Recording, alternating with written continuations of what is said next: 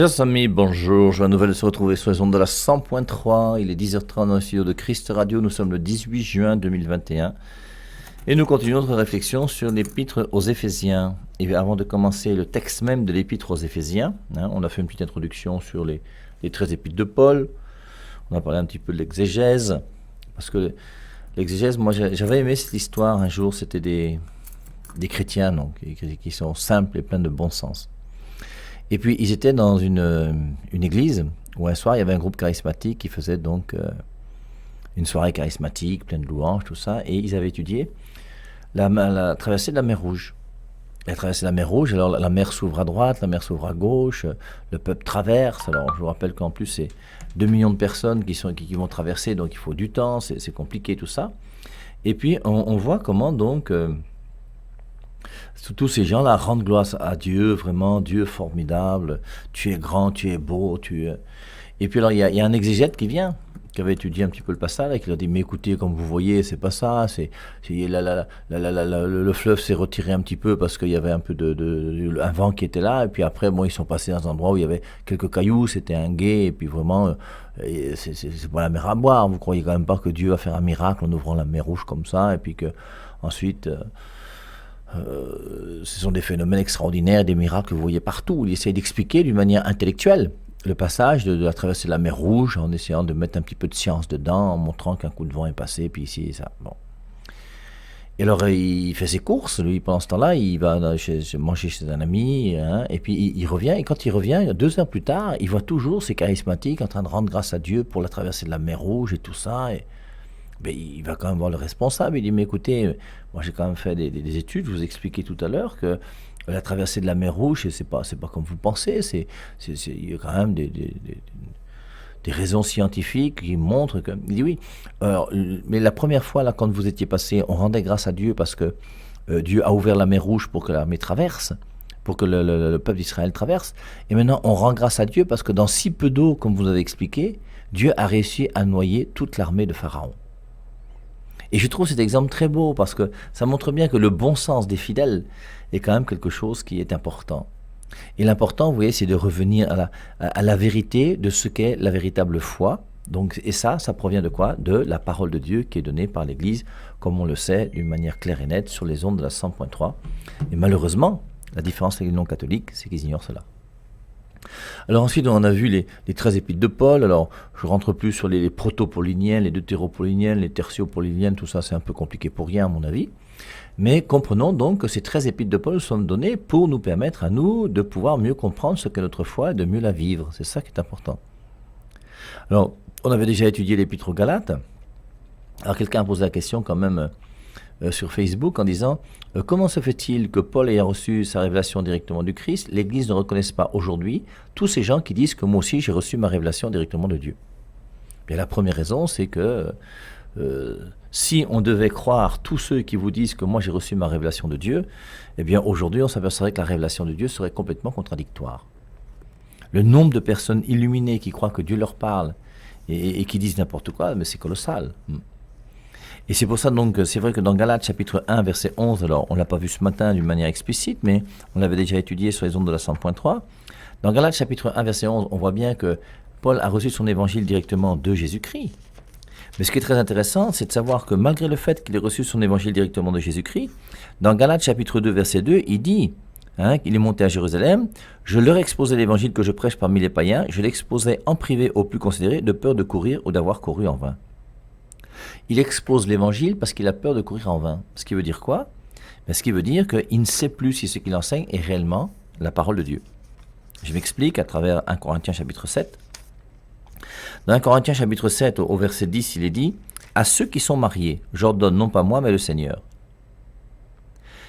Au verset 12, il dit « Aux autres, ce n'est pas le Seigneur, c'est moi qui dis. » Et on voit dans cet épître aux Corinthiens au chapitre 7 que saint Paul de temps en temps affirme des choses qui viennent directement de Dieu et qui font partie de la révélation, et là il ne discute avec personne. C'est la vérité, je ne discute pas. Mais par contre, forcément, il a eu des réflexions, il a discuté avec des gens, on lui a posé des questions, il a essayé de mieux comprendre, et il y a des domaines dans lesquels c'est sa réflexion qui est là, et non plus directement l'enseignement de Jésus-Christ. Et donc il y a des domaines dans lesquels il dit, aux autres ce n'est pas le Seigneur, c'est moi qui dis. Si un frère a une femme, etc. On avait lu hier au verset 25 aussi dans 1 Corinthiens 7, « Pour ce qui est des vierges, je n'ai pas d'ordre du Seigneur, mais je donne un avis en homme que le Seigneur, dans sa miséricorde, a rendu fidèle. » Le dernier verset de 1 Corinthiens 7, « Néanmoins, elle sera plus heureuse à mon avis si elle demeure comme elle est, or moi aussi je pense avoir l'Esprit de Dieu. » Et donc, Saint Paul, de temps en temps, affirme des choses qu'il sait être révélées par Dieu, et là, il ne discute pas, mais il y a d'autres choses aussi qui sont là autour de ce qu'il enseigne, et il veut être sûr que c'est la vérité. Et pour cela, donc, eh bien, il va rencontrer les colonnes de l'Église, Pierre, Jacques et Jean, Galates 2, il va exposer son évangile, et Pierre, Jacques et Jean vont dire, ce que tu enseignes est bon. Il va simplement dire, souviens-toi de t'occuper aussi des pauvres, ce que je me suis empressé de faire, nous dira Saint Paul. Ce qui montre bien que même si Paul a reçu sa révélation directement du Christ, il ne peut être sûr de ne pas courir en vain que s'il est d'accord avec l'Église. Ce qui confirme une fois de plus que la parole de Dieu est bien donnée par l'Église, 1 Timothée 3,15, l'Église des colonnes et appui de la vérité. Alors nous étions dans l'épître aux Éphésiens. Alors exactement, ce n'est pas l'épître aux Éphésiens, c'est le voyage de Paul à Éphèse. On a vu le premier voyage de Paul à Éphèse, la première fois il est arrivé, c'est Actes chapitre 18, versets 18 à 21. Alors je vous lis ces quelques versets. Paul resta encore un bon bout de temps, puis il prit congé des frères et s'embarqua pour la Syrie. Priscille et Aquilas l'accompagnaient. Il avait fait un vœu et seulement quand il fut au port, à s'ancrer, il se rasa la tête. Arrivé à Éphèse, il se sépara d'eux. Acte 18, 19. Arrivé à Éphèse. On avait vu donc que la deuxième partie des Actes des Apôtres, c'est vraiment la vie de Saint Paul, jusqu'à son arrivée à Rome. Il était entré à la synagogue, étant à Éphèse, donc il était entré à la synagogue et il avait commencé à parler aux Juifs. C'est ce que faisait Jésus aussi, je vous rappelle, tous les apôtres ont fait ça. Eux lui demandaient de s'attarder plus longtemps, mais il ne voulut pas. Il prit congé d'eux avec ces mots, « Je reviendrai chez vous si Dieu le veut », puis il quitta Éphèse avec le voilier. Donc on avait vu aussi ce matin que Éphèse est une grosse ville, c'est une grosse métropole. C'est la troisième métropole de l'Empire romain de l'époque, c'est quand même une très grande ville. Et puis il y avait des axes pour aller dans les villes d'à côté. Alors c'est 300-400 km, mais c'était quand même un lieu important pour pouvoir rayonner par rapport à la foi. Et donc Saint Paul est retourné là-bas, et il a fait 3 ans. C'est ce qu'on trouve dans Actes maintenant au chapitre 19. Ce qu'on va lire, on a commencé un petit peu ce matin, on va continuer. Dans le temps qu'Apollos était à Corinthe, il a laissé Apollos à Corinthe, Paul voyageait à Éphèse, passant par la montagne, et il y trouvait quelques disciples. Alors, entre Corinthe et Éphèse, il faut du temps, plusieurs jours de marche à pied. Il leur demande, quand il rencontre des disciples, « Avez-vous reçu l'Esprit Saint quand vous avez cru ?» Ils répondent, « Nous n'avons même pas entendu dire qu'on reçoive l'Esprit Saint. » Paul leur dit, « Quel baptême avez-vous reçu ?» Ils répondirent, « Le baptême de Jean. » Alors on voit comment Paul va se retrouver là-bas à Éphèse avec des gens qui ont une certaine doctrine, mais une doctrine qui n'est pas complète. Ils ne connaissent pas l'Esprit Saint, ils connaissent uniquement le baptême de Jean-Baptiste. Il y a des foules qui allaient recevoir le baptême de Jean-Baptiste. Et ces gens qui recevaient le baptême de Jean-Baptiste, bien après, ils auraient dû suivre ce que Jean-Baptiste disait en disant « Moi, je ne suis pas le Christ va venir après moi, et mettez-vous à son école. Moi, je suis là uniquement pour annoncer la venue de celui qui est le Messie qui doit venir. » Et c'est pour ça qu'entre Jean-Baptiste et Jésus-Christ, alors il y a un lien très proche, ils sont même cousins, il y a 6 mois de différence, et il y a aussi un lien spirituel qui fait que Jean-Baptiste a l'humilité de reconnaître qu'il n'est rien devant Jésus-Christ. Je ne suis pas digne de délier la courroie de ses sandales. Il faut que lui grandisse et que moi je diminue. Et alors maintenant, il y a une querelle importante par rapport au baptême. C'est que d'un côté, nous avons le baptême de Jean-Baptiste qui baptise dans le Jourdain, et de l'autre côté, nous avons un autre baptême qui est le baptême de Jésus-Christ. Et la confusion entre ces deux baptêmes est une erreur grave. Et c'est à cause de cette confusion entre ces deux baptêmes que certaines églises vous enseignent aujourd'hui que seul le baptême par immersion totale dans l'eau est le véritable baptême, ce qui n'a pas de sens, ce qui n'est pas biblique, ce qui n'est pas non plus théologique, c'est même pas chrétien. Parce que croire que seul le baptême par immersion totale de Jean-Baptiste est le véritable baptême, c'est faire du baptême de Jean-Baptiste le baptême. Or le baptême de Jean-Baptiste, je vous rappelle, n'a sauvé personne. Le plongeon dans l'eau de Jean-Baptiste n'enlève pas les péchés. Ce qui enlève les péchés, c'est le véritable baptême qui est le baptême chrétien. Matthieu 28, 19, « Allez de toutes les nations, faites des disciples, baptisez-les au nom du Père et du Fils et du Saint-Esprit. » Et ce baptême qui purifie du péché, c'est le baptême qui est lié à la purification du péché qui a été faite par le Christ en mourant sur la croix. Et c'est pour ça que c'est la mort du Christ sur la croix, donc 3 ans plus tard, après le baptême de Jean-Baptiste, c'est 3 ans plus tard que les gens vont recevoir le salut grâce au Christ qui est mort sur la croix. Tant que Jean-Baptiste ne faisait qu'annoncer le baptême de Jean-Baptiste, il n'y avait pas de salut qui était donné au monde. Parce que Jean-Baptiste n'est pas notre sauveur, mais c'est Jésus-Christ qui est notre sauveur. Et c'est pour ça donc qu'il faut bien distinguer le baptême de Jean-Baptiste du baptême de Jésus-Christ. Et se rappeler cette référence aussi très importante sur le baptême, c'est Romains chapitre 6 verset 3. « Ignorez-vous que lorsque vous êtes baptisés dans la mort du Christ ?» Baptisé veut dire plongé. Le baptême de Jésus-Christ, celui que Jésus-Christ enseigne à ses apôtres et à qui il demande de continuer à transmettre ce baptême de génération en génération, ce baptême de Jésus-Christ qui est donné par les apôtres de Jésus-Christ est un baptême qui nous plonge dans la mort du Christ. Et c'est pour ça que ce baptême est un baptême qui sauve. Le baptême que moi je donne aujourd'hui est un baptême qui sauve. Mon baptême donne le salut. Le baptême de Jean-Baptiste ne donne pas le salut. Et en plus, je vous rappelle que Jean-Baptiste n'a pas eu des apôtres qu'il a formés pour leur dire de continuer à faire sa mission. La mission de Jean-Baptiste disparaît avec la venue de Jésus-Christ. Il est relatif à Jésus-Christ. Et c'est Jésus-Christ qui est important, pas Jean-Baptiste. Et c'est pour ça que Jean-Baptiste n'a pas formé une église. Jean-Baptiste n'est pas fondateur d'église. Jean-Baptiste n'a pas des apôtres qu'il a formés pour leur dire « Allez baptiser du baptême de Jean-Baptiste ».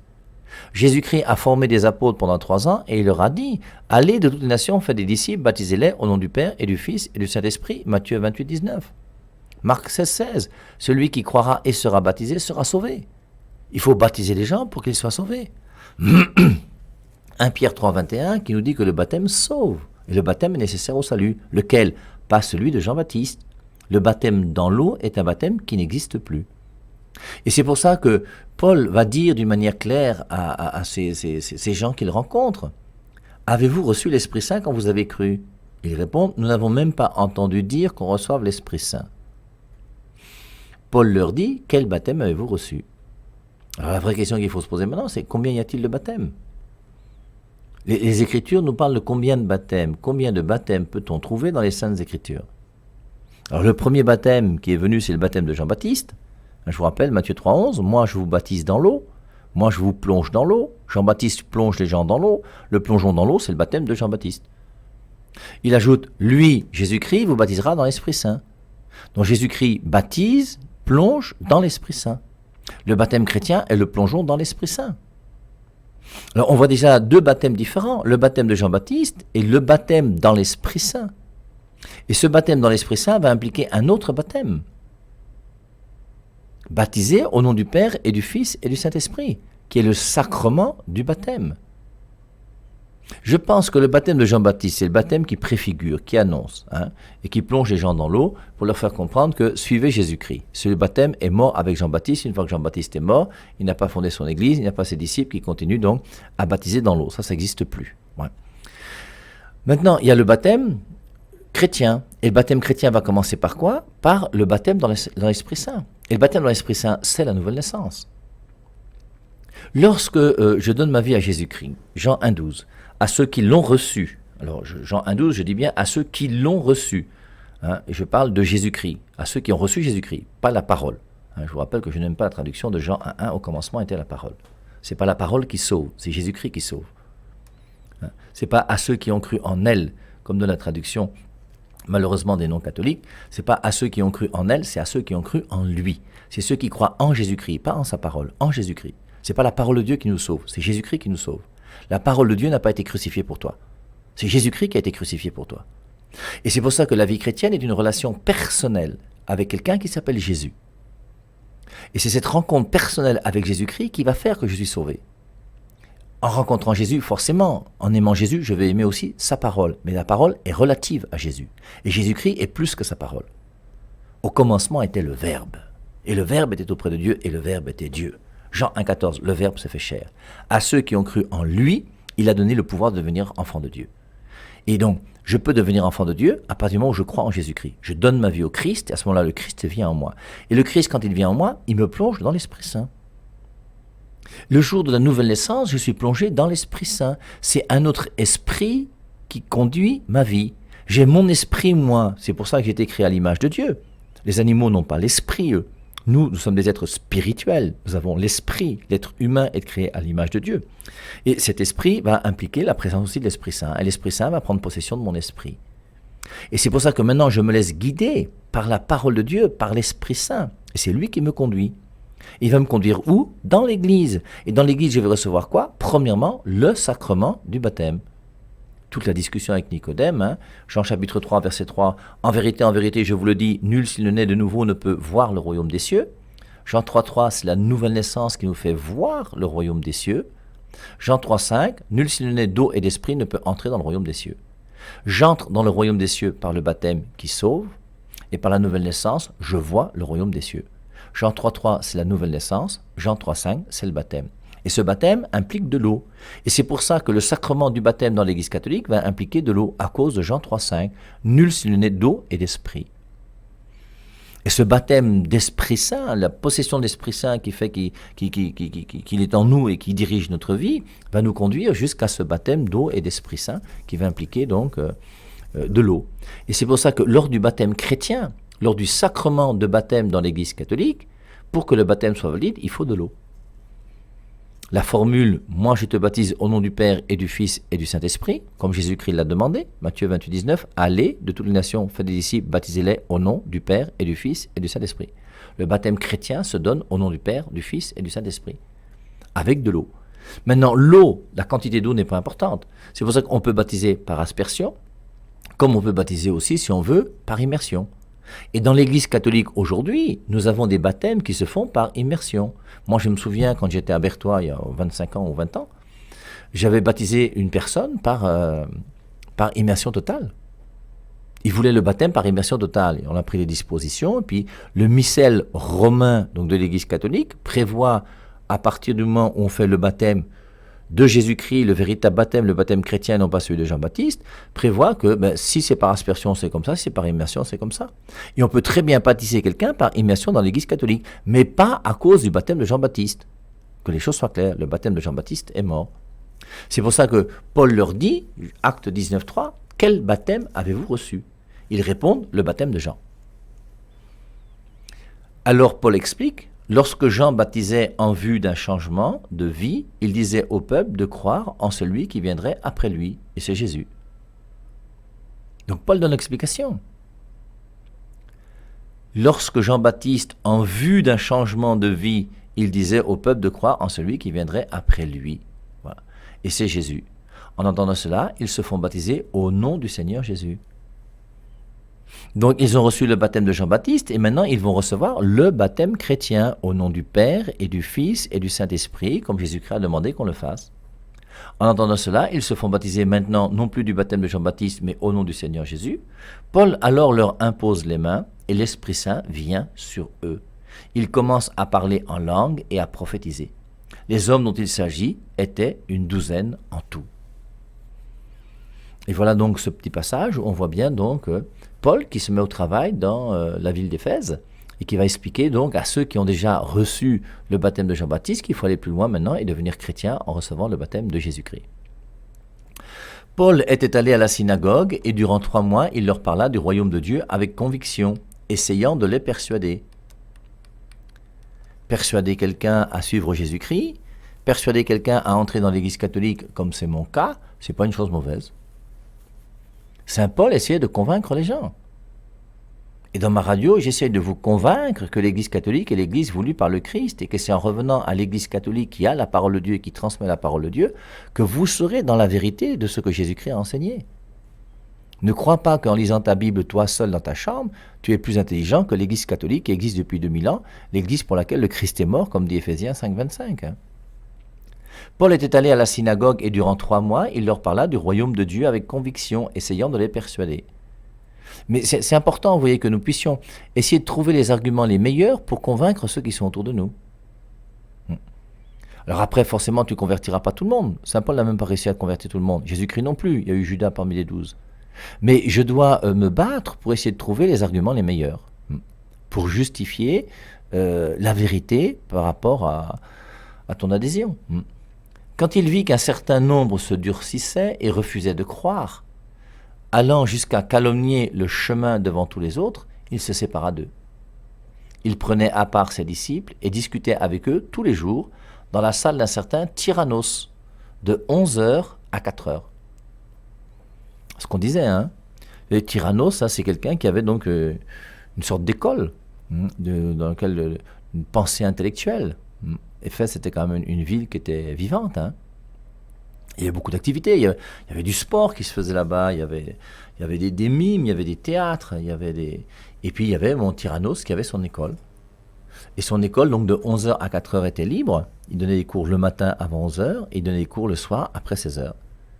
Et donc Tyrannos, qui était sympathisant, hein, s'est arrangé avec Paul, et grâce à ça, Paul a pu donc il prenait à part ses disciples et discutait avec eux tous les jours dans la salle d'un certain Tyrannos, de 11 heures à 4 heures.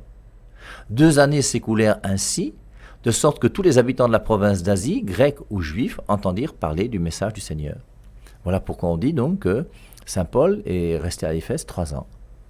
Il a passé 2 ans dans l'école de Tyrannus, et puis avant il a passé quelques mois donc à la synagogue. 2 années s'écoulèrent ainsi, de sorte que tous les habitants de la province d'Asie, grecs ou juifs, entendirent parler du message du Seigneur. Dieu opérait des miracles peu ordinaires par les mains de Paul. Alors c'est acte 19, 11 aussi, c'est très important. Qui opérait des miracles? C'est Dieu. L'homme ne peut pas faire un miracle par lui-même, mais Dieu peut permettre qu'un miracle se fasse par un homme.